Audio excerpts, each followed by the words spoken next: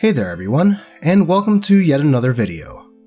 In today's episode of D&D Horror Stories, we have a tale of a dungeon master that uses someone's riddles, but unknowingly invites the author of them to his game. A story about a player that ignores warning signs, and much more. But first, this chart shows that a lot of you watching the channel aren't yet subscribed, so if you do enjoy my videos, why not click the subscribe button and the bell? That way YouTube will let you know whenever a new video comes out. And if that's not enough to convince you, how about a Super Simba close-up?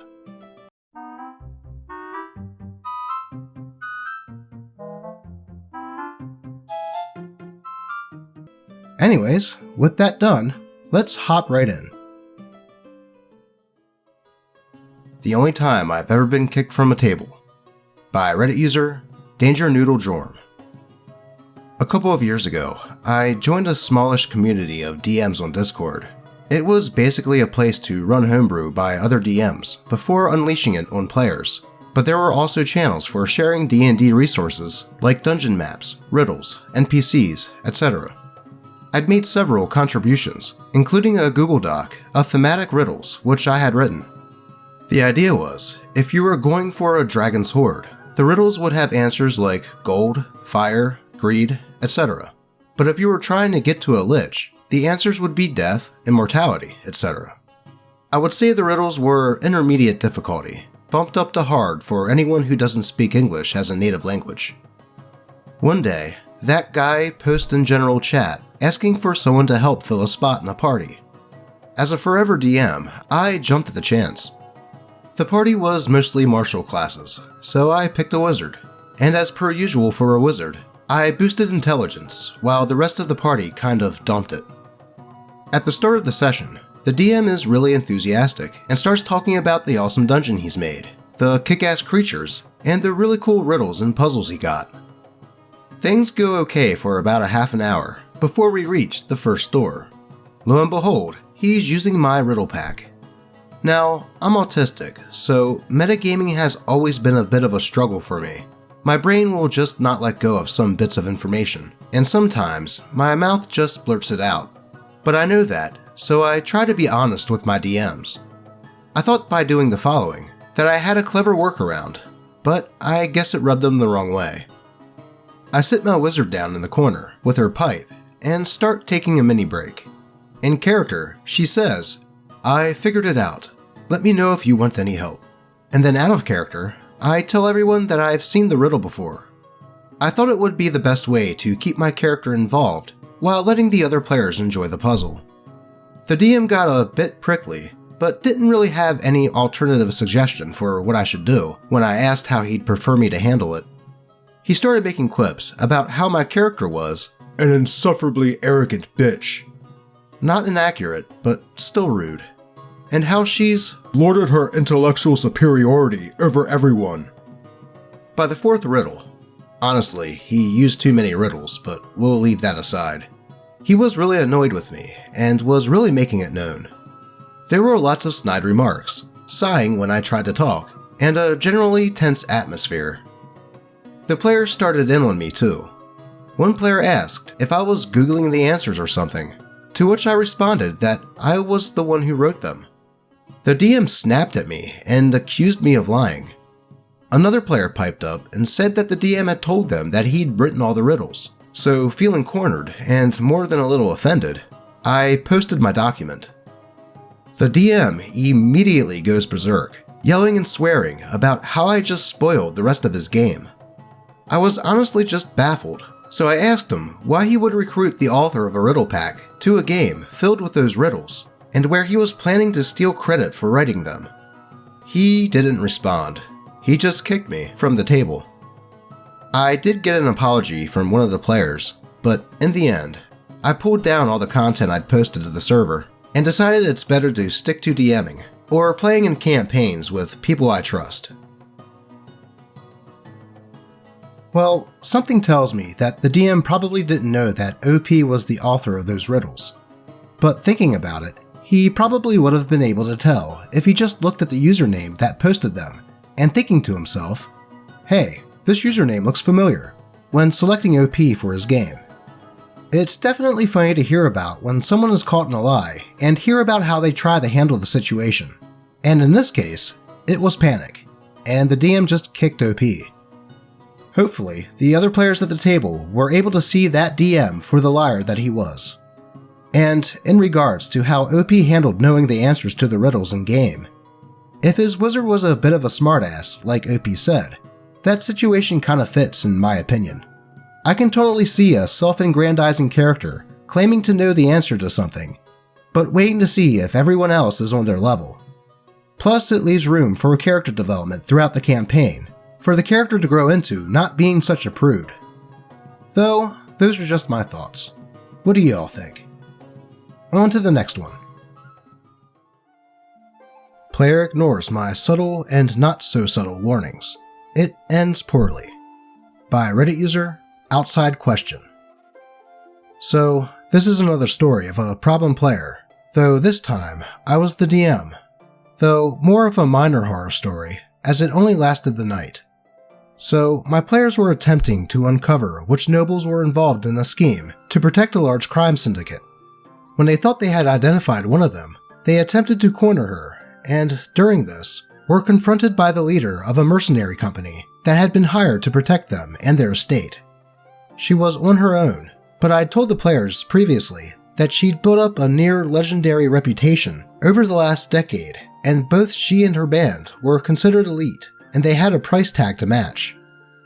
When one of the players asked to try and engage her gear, and rolled a natural 20 on perception, I told him that her gear was incredibly well maintained, and despite the engraved design, it was clear that the armor was incredibly well made and built for function. He is a level 4 rogue, and he tried to attack.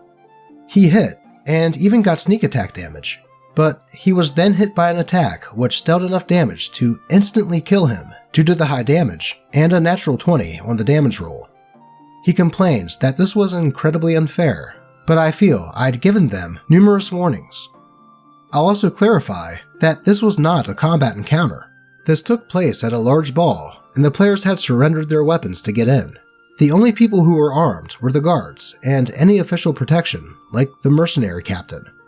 The rogue had successfully hidden his dagger, which is the only reason he could attack. Even before then, the noble had been trying to de-escalate the situation because the captain wasn't in on their schemes and didn't want to run the risk that the captain would break the contract and turn them in. This player just attacked, thinking they could handle the situation. Honestly though, as annoyed as they were, I don't feel bad. I dropped numerous hints that this wasn't some run-of-the-mill guard, and fighting them wasn't realistic. Still, the player took it really badly. They started screaming and ranting about unbalanced encounters, and how I had it out for him since the beginning. He tried to rally the other players, and all anyone said was, "Dude, you were told she's fucking powerful. What did you expect?" He just slammed his hands on the table, flipped us off, and stormed out. The next day, he proceeded to message the group, asking us if we wanted his next character to fill a different niche, and to let him know if we had suggestions. So that's nice, I guess. So basically, hey look, it's a pit of snakes. There's no danger there. I'm gonna jump in. Ow, I'm dead. Thanks, Obama. If OP does let this player back, I hope they set some ground rules first. Though, with the way the player left, I would highly consider not. On to the next. I didn't know we were playing Asshole Simulator 5e. By Reddit user, he is not a shrimp. New to D&D, and played for a little over a year. In video games, I play a lot of supports, so I thought to play a cleric. Healing and buffing support that can deal a lot of burst damage on the side sounded perfect to me, just so you know I wasn't forced into being the heal bitch. I'm not exactly friends with any of them. One of them was my boyfriend, one of them was his sister, and the rest were their friends, or the friends of their friends. I was made aware that it's a pirate-themed campaign, so I thought it would be swashbuckling, daring adventures, stealing from the bad rich people, and using at least some of the gold for some good. I agreed, thinking it would be a neutral campaign where my lawful good character would fit in, since everyone else was also good neutral. I kept everyone alive. I heal them, I revive them, and on the main storyline, the DM specifically said that the only reason the demon's curse didn't kill us is because my deity protected us. But then, when we finally became pirates, oh boy. Our party alignment, in the word of the players: 1 true neutral, the artificer; 2 lawful evil, the paladin and barbarian; 3 chaotic good, rogue, monk, and wizard; and me, lawful good. But only the artificer and paladin, the captain, was true to their alignment of true neutral and lawful evil. Everyone else is just chaotic evil, if not unrestrained assholes, and they would justify their heinous acts with, "I'm good, not evil. I'm just so chaotic, lol." Or in the lawful evil barbarian's case, "I'm raging." At our last session, in-game, a new NPC crew member on the ship unknowingly offended the barbarian, and the barbarian threw him overboard, cause that's what his character would do.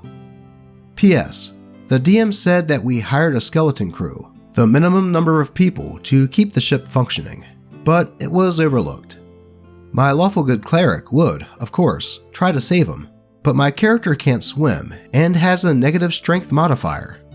The first thing that came to my mind was to control, with the command spell, the barbarian, so I would force him to go save the man. To me, this is true to being lawful. I'm not hurting the barbarian with any offensive spell, while still being strict and teaching him a lesson. And I get it. Controlling a player character, losing player agency, is bad, and I'm still learning. But we are a low to no RP game, so it didn't seem like a big deal. In the process, our necromancer wizard transformed into a giant squid and tried to kill the man. I'm pretty sure she was just trying to spite me, cause her character was not aware of the situation. She just saw the barbarian throwing the man off. After we brought him on board, he had 2 HP left. I tried to banish the barbarian so I can heal the man without interference, and the DM called for initiative. The monk and the rogue that had been drunk and asleep, in their words, since it was 3 AM in the game, they both butted in. After explaining, barbarian throws man overboard, cleric tries to save the man, in game, the monk stunning striked me, who tried to save someone. The rogue held me in her arms like a baby, so I'm both grappled and prone, and the barbarian dropped me to 1/4 HP in 1 round, since I was stunned and restrained. The chaotic, good, wizard player goes, "So my character is drunk. I'm gonna kill him and raise him, so I have an undead servant to make me cocktails." And just straight up kills the man I used 4 spell slots to save. And above table told me, "Don't you dare destroy undead him." And the wizard and barbarian high five above the table. Only the captain paladin and co-captain rogue were kinda on my side, giving the barbarian a slap on the wrist. "We paid gold for these crew members. You need to control your rage." So, to sum it up, players at my table claim to be chaotic good, but hasn't done a single good deed, and antagonizes me every single time I try to do a good deed. Always does the most heinous, vicious act to fantasize themselves being an asshole without real-world consequences, and call it role-playing, and "I'm just chaotic." I wish they'd stop using "we're pirates, I'm chaotic, I'm evil" as excuses to be MurderHobos. Now to top it all off with some not safe for work. Our chaotic good monk decapitated a woman, and fucked her head and her corpse, cut off her boobs to make a water skin, and took a shit in his hand to throw it at a guard. Oh, and can't forget about him eating demon fetuses in test tubes. TLDR, neutral campaign slowly drifted into evil campaign. 4 of my chaotic evil tablemates almost killed my character for being a lawful good cleric, because that's what their characters would do. Probably because we didn't do a proper session 0. Update. I talked to the DM. Boyfriend and I are both leaving the campaign, unless the DM redoes a session 0, and or bringing in some actual consequences. And the DM did say that he doesn't really want to run a MurderHobo campaign. Well, hopefully that DM will rethink this campaign, because it does seem like things must have gone a bit off the rails there. Though, if I'm being honest, even if the DM does acquiesce to OP's request, it may just be better to just leave that table. Those players almost immediately showed their true colors as playing as that guys in MurderHobos, and even if you restart, those behaviors are likely to show themselves again. Plus, that last part with the chaotic good monk. I usually don't like to say this because this phrase has kind of become a meme at this point, but yikes. Though, those are just my thoughts. What do y'all think? And before we get to the last story, if you're enjoying the video, consider giving it a like, as it does loads to help the video and the channel grow. And to help convince you further, here is Nipsey and Lucky being best buds.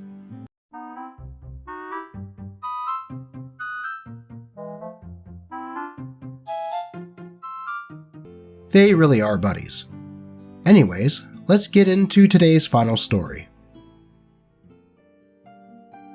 The Unfortunate Tale of the Coffee Merchant by Reddit user George Version 1. I come to you with another horror story. This time yours truly is the DM, and the problem player will be known as Coffee, since he was a coffee merchant.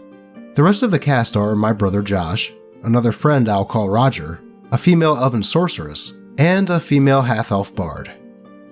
A few years ago, I was recruiting for a Dark Sun campaign that I was going to run online. I recruited Sorceress, Bard, my brother, Ranger, and Coffee. Now, I had DM'd for Coffee before.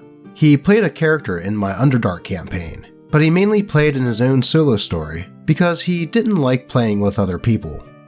Yes, this was a red flag, and yes, I did catch it then. However, this wasn't a problem with the Underdark campaign, since multiple players had their own solo stories. It was a role-playing heavy campaign with very little combat. That's why I found it odd that he wanted to join the Dark Sun campaign. See, the Dark Sun campaign was different. It was more of a straightforward campaign where the party was required to be together. I informed him of this when he requested to join, and he said that he was okay with it. I was reluctant, but I decided to let him join. Then came session 1, and I realized I forgot one very important detail about Coffee. He is really attached to elves. I mean, like, really attracted to them. And sure enough, he was like a moth to a flame when Bard and Sorceress introduced themselves. Luckily, the two players were fully capable of handling him in-game, and there was no out-of-game pursuit of the individuals. Though I did privately message them to make sure everything was alright. Now, during the first session, Josh's character and Bard actually started to hit it off in-game. They played well off each other, unlike Coffee, who kept coming on strong to both of them in-game, so neither one would give him the time of day. Now, I didn't think anything of it at the time, because everyone involved said everything was alright. None of this was bleeding into out-of-character issues, and everyone seemed to be having a good time in-game. And then, Session 2 happened. In Session 2, they entered their first dungeon, and that's when the issues started becoming more apparent. Coffee specifically targeted Josh's character for anything under the sun, and he didn't like anything Josh did in-game. It started off as snide comments, and almost exploded into full-on PvP. The straw that broke the camel's back was when Josh entered a room with 3 treasure chests and started opening them. Coffee immediately runs up behind and puts a dagger to his character's throat. I immediately halted the session there and asked what the hell was going on. I wasn't the only one angry, as my brother was ready to go into PvP with him. I reprimanded Coffee then and there. His only character excuse was Josh might trigger a trap, but that wasn't even stated until knives were coming out. I decided to end the session there, let people cool off, and we could get back together for Session 3 and finish the dungeon. In the days leading up to Session 3, a lot of conversation was being had between my players. Basically, Coffee was saying that people were playing their characters wrong, that they should be worshipping the ground he walked on because of backstory reasons, and so on and so on. That's right, Coffee had main character syndrome, and none of us were having it. He also really didn't like my brother's character because he believed I showed him favoritism. His proof of this was that my brother had full plate mail, which was rare and extremely expensive in Dark Sun. However, he didn't have full plate mail. He had stone plate, which gave a similar AC, but reduced his speed by 15 feet. I showed him this, and he started to back off a bit. I warned that this was his second strike, and if he steps out of line again, he was out. And it didn't take long. At the beginning of the third session, an argument quickly breaks out. I don't remember over what, but I quickly eject Coffee from the game. After that, the session played out normally. My players completed the dungeon, and they got to tier. Ranger would go on to kill Coffee's character off screen, and save me the trouble of writing him out. Well, I guess Coffee's jealousy of Josh's character ended up bleeding out into the real world eventually. He got jealous and began targeting Josh and his character for being the one that the other two characters were attached to the point of risking PvP and coming up with an in-character excuse. Good on the DM for only letting these outbursts happen a few times before kicking this player out. Do you have a story that you would like this Doge to read? Be sure to post it in the dndDoge subreddit, or even feel free to contact me on Twitter. As always, I appreciate all of you, and may all of your rolls be natural 20s. Until next time.